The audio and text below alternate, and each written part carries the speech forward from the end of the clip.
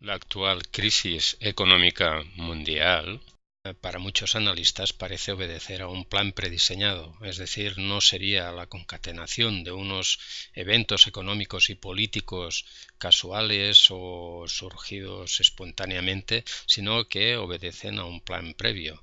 De ahí que esta presentación intente analizar someramente el famoso documento llamado el Consenso de Washington y tenga como subtítulos la famosa frase castellana de aquellos polvos, estos lodos, o el diseño de una estafa global, porque todo apunta a que ha sido diseñado como una estafa global de las élites político-financieras, más financieras que políticas, sobre el resto de la población.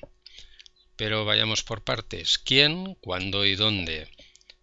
¿Quién? John Williamson, un importante, aunque controvertido, economista británico, nacido en 1937, que a pesar de, como decimos así, es muy controvertido en sus opiniones, hay que reconocer que tiene un importantísimo currículum tanto profesional como docente. Así ha sido miembro del Tesoro británico, del Departamento de Tesoro británico, ha trabajado para el Fondo Monetario Internacional y también para el Banco Mundial. Ha impartido clases y docencia en las universidades de Princeton, York, Warwick, en el Instituto Tecnológico de Massachusetts y en la Pontificia Universidad Católica de Río de Janeiro. Fue él quien acuñó el término Consenso de Washington en noviembre de 1989. Y llamamos la atención sobre esta fecha porque hace casi 25 años desde que se realizó este documento, que se tituló en principio What Washington Means by Policy Reform. ¿Qué quiere decir Washington con política de reformas? Y sirvió también como documento de trabajo para el Institute for International Economics, al que pertenecía el mismo John Williamson. Y en principio fue diseñado, fue pensado para guiar o para marcar una guía a las políticas que debían seguir los países latinoamericanos para generar una dinámica de crecimiento. En sí mismo son los puntos que John Williamson pensaba que eran comúnmente aceptados por todos en Washington para generar una dinámica de crecimiento económico. Posteriormente se extendió al resto de los países del mundo. Este documento manifiesta tres grandes prioridades, o está regido, más que manifestar, está regido por tres grandes prioridades como premisas. La primera es canalizar el mayor volumen posible de recursos disponibles hacia la actividad privada, todo el dinero a manos privadas, todo el dinero que se pueda. Dos, establecer el mayor grado de libertad de movimientos en los mercados, sin ninguna traba. Estos son pensamientos, como podemos ver, de claro origen neoconservador y neoliberal. Y abrir lo máximo posible las economías a los mercados exteriores. Pero en principio, el principio inspirador más importante de todas estas políticas neoconservadoras y por tanto también de este documento es la lucha contra la inflación. Y la lucha con la inflación en general basándose en dos grandes instrumentos.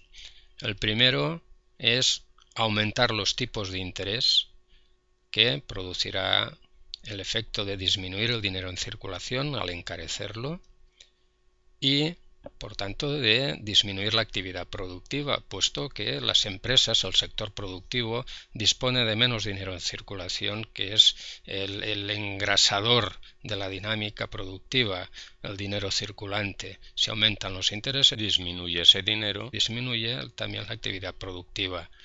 Esto tiene un efecto importante, indefectible, con un costo social grave, que es que aumenta el paro. Y el otro instrumento de interés es la disminución de los salarios. Todo ello lleva a un mayor endeudamiento de la gran mayor parte de la población, tanto de los trabajadores como de las pequeñas y medianas empresas, y ello hace que tengan que recurrir a créditos que, como hemos visto, son más caros, por lo tanto fortalecen a los que ya tienen dinero, los financieros, que son los únicos que lo pueden prestar. Ya tenemos ahí la idea de acumular el máximo posible el caudal económico en pocas manos.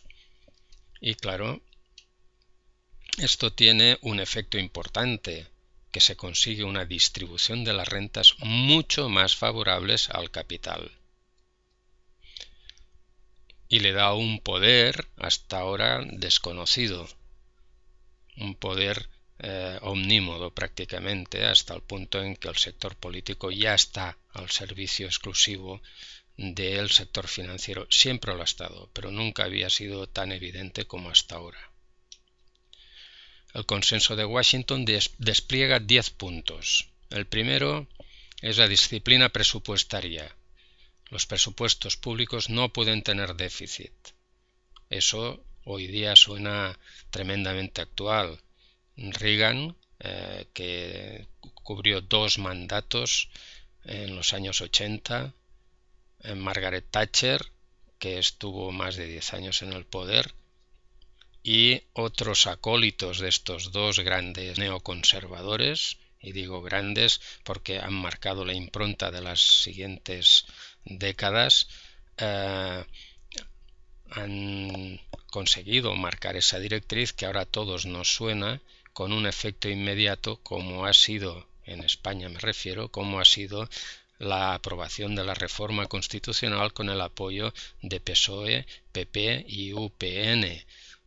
Pero llama la atención, cuando el PP había mantenido casi como sacrosanta la inmutabilidad de la Constitución, se prestan rápidamente a cambiarla por un mandato económico que ya estaba diseñado en 1989 y que han seguido como una religión, como un dogma, todos los políticos neoconservadores y socioliberales.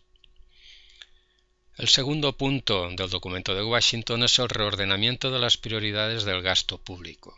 Muy interesante, como el anterior, y propone reordenar el gasto público de áreas como subsidios, especialmente subsidios indiscriminados. Aquí ya subyace un gran prejuicio contra el gasto público y contra el estado del bienestar, puesto que parece que da por hecho que haya subsidios indiscriminados, y propone trasladar esos recursos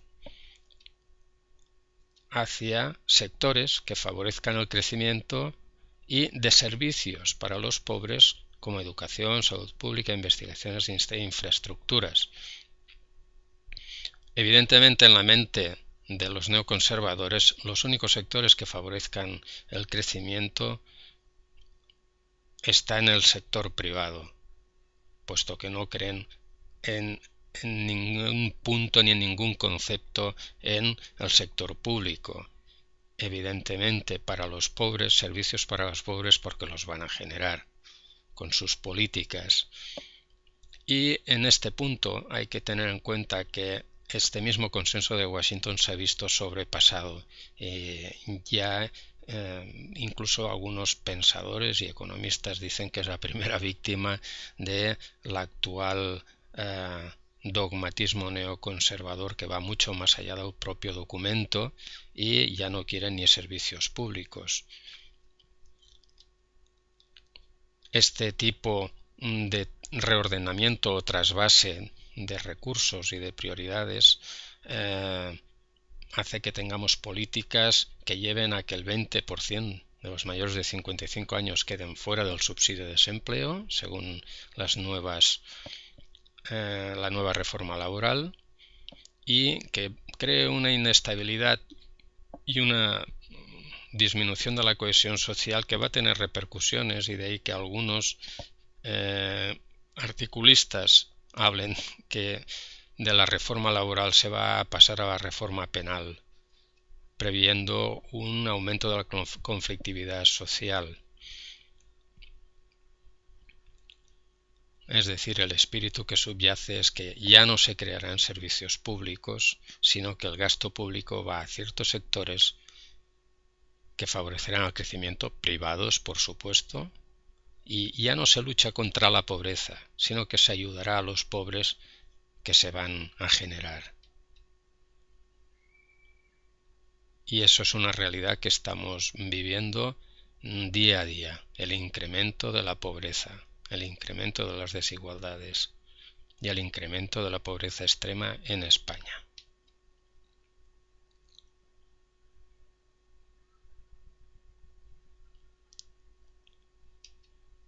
El tercer punto de la reforma impositiva busca bases imponibles amplias, es decir, que los impuestos afecten a cada vez más sectores de la población, y tipos marginales moderados. Eso de los tipos marginales moderados llama mucho la atención, puesto que, en principio, según Krugman y Wells, el tipo marginal viene a ser el impuesto adicional que se paga por €1 más de renta, y en teoría debería tener un efecto de progresividad, y el mismo documento ya pide limitar ese efecto de progresividad, proponiendo tipos marginales moderaditos, que no se penalice demasiado el aumento de la renta por encima de ciertas cantidades. Eso nos ha llevado a que en la aplicación en España, que tiene un sistema que se podría calificar de regresivo, puesto que penaliza más a los trabajadores y prácticamente nada a las clases más pudientes, al sector financiero y grandes empresas, España tiene una recaptación que está por debajo de la media de la Unión Europea en casi 7 puntos. La recaudación por impuestos, a pesar de que los asalariados tienen en España una carga impositiva de las más altas de Europa, al exonerar de esas cargas impositivas a las clases más altas, la recaptación va bajando año a año, como se puede ver del 2007 al 2011. España ha ido perdiendo poder de recaudación, y contrariamente a lo que dicen algunos líderes socialliberales, rebajar impuestos no es una política de izquierdas. El costo adicional en el 2009, el costo adicional para cada ciudadano por la evasión de capitales, por esa falta de control en la evasión de capitales y en la economía sumergida, era de casi 2.000 euros al año. Y con esta política impositiva o política fiscal se disparan las desigualdades sociales en España, puesto que se protege a los más pudientes, dejando desamparados a las clases más desfavorecidas. El cuarto punto es la liberalización financiera, especialmente de los tipos de interés. Joseph Stiglitz, premio Nobel de Economía, ya manifestó que no había ninguna evidencia científica que demostrara que eso pudiera tener ningún efecto favorable en la economía. Es más, para algunos economistas de prestigio como Juan Torres y Vicente Navarro, la evidencia empírica demuestra todo lo contrario, que esa libertad de movimientos de capital es altamente peligrosa. El quinto punto es un tipo de cambio de la moneda competitiva, es decir, que en cada país se instale una cierta devaluación de la moneda. La disminución del valor de la moneda del que vende aumenta las exportaciones, pero también hay que tener en cuenta que encarece las importaciones. Y además se establece una guerra de divisas entre países. Y esa guerra de divisas, ese encarecimiento de importaciones, hace que las clases medias y bajas se empobrezcan todavía más, puesto que los recursos más importantes están menos accesibles, se sube el precio de las importaciones y los productos que se producen aquí se van al mercado exterior. Se producen situaciones como la de España en la Primera Guerra Mundial, en la que el acceso a elementos de primera necesidad fue muy restringido y la pobreza aumentó sobremanera en la población trabajadora. La guerra de divisas a quien más perjudica es a las clases más desfavorecidas. El sexto punto del documento de Washington es la liberalización del comercio internacional, Trade Liberalization, disminuyendo las barreras aduaneras, pero hay que estar muy alerta, puesto el concepto que se tiene de liberalización de barreras aduaneras, como es una imposición de los países poderosos, tiene mucho más que ver con esto que con una verdadera libertad de movimientos para todos. Será para algunos, es decir, para los más fuertes. Ese es el ejemplo de lo ocurrido con Estados Unidos y Haití, por las que Clinton recientemente pidió unas excusas que a la mayoría nos saben a poco. Él fue quien generó la situación siguiente. Se subvencionó el arroz de los Estados Unidos, por lo tanto se bajó el precio de ese arroz. Obligaron a Haití a eliminar la protección de su arroz, eso le llaman liberalizar las barreras aduaneras y disminuirlas. Obligaron a Haití a comprar el arroz de los Estados Unidos con el gobierno del recién entrado Jean-Baptiste Aristide, con lo cual los productores de arroz haitianos quedaron arruinados, el país dejó de producir arroz y quedó todo el país expuesto al hambre, como después de la gran desgracia del terremoto se ha quedado de manifiesto. Y no solamente ese hambre que se ha incrementado por el terremoto estaba gestionada de mucho antes, estaba originada mucho antes, y la gran dificultad para reaccionar ante la misma tiene que ver con esta disminución de barreras aduaneras sesgada que imponen los países poderosos. El séptimo punto del documento de Washington es la eliminación de las barreras a las inversiones extranjeras directas.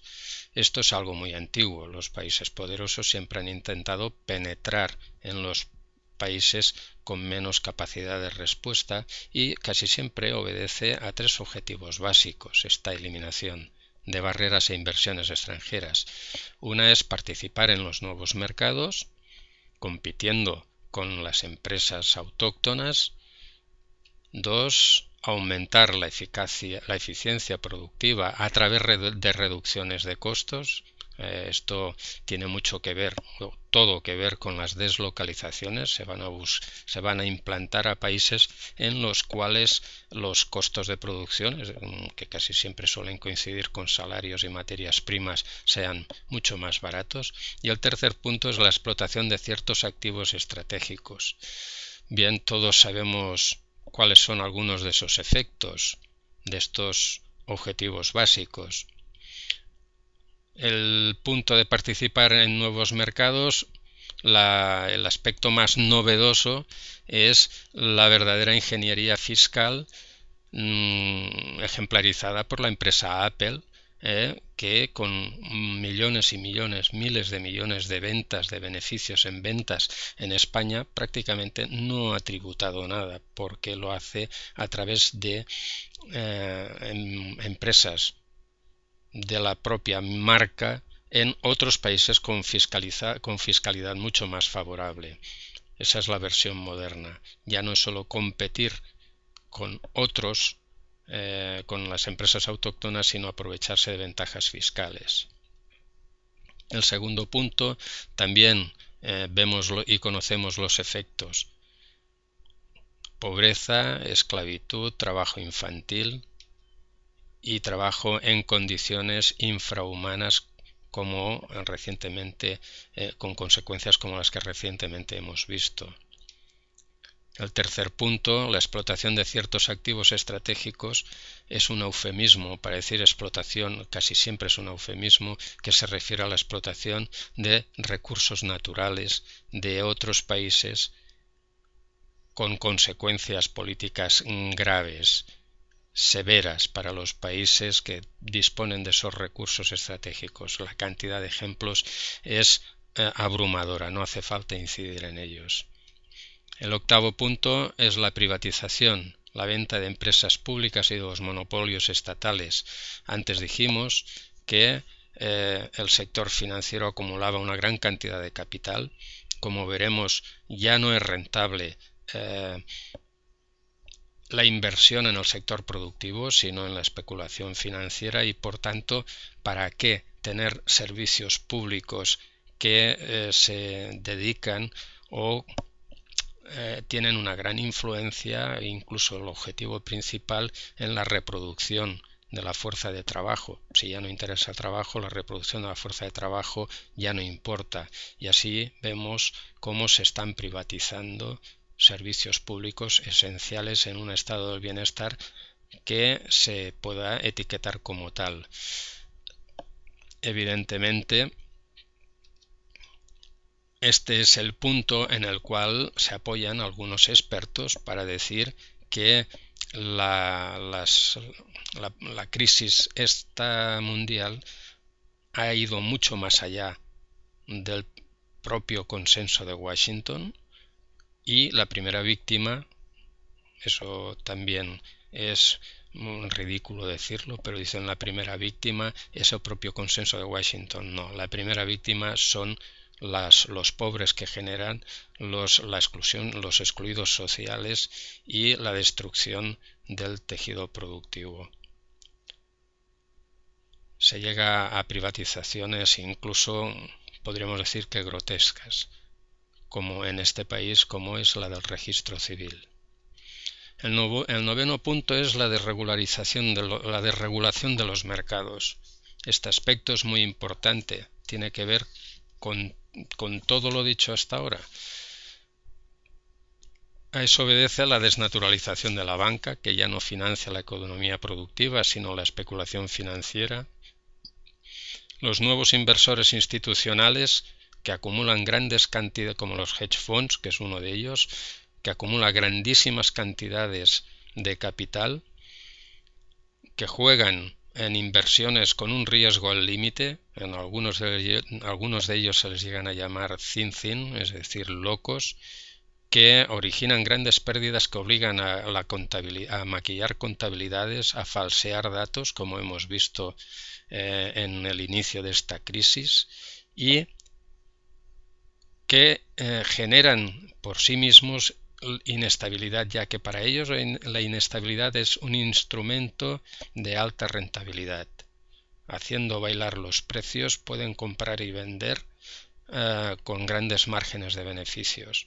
La creación de nuevos productos financieros que consumen liquidez a gran velocidad, lo que obliga a crear liquidez a esa misma velocidad, y todos sabemos que ya el dinero no se genera en los bancos centrales de los países, ni siquiera en el Banco Central Europeo,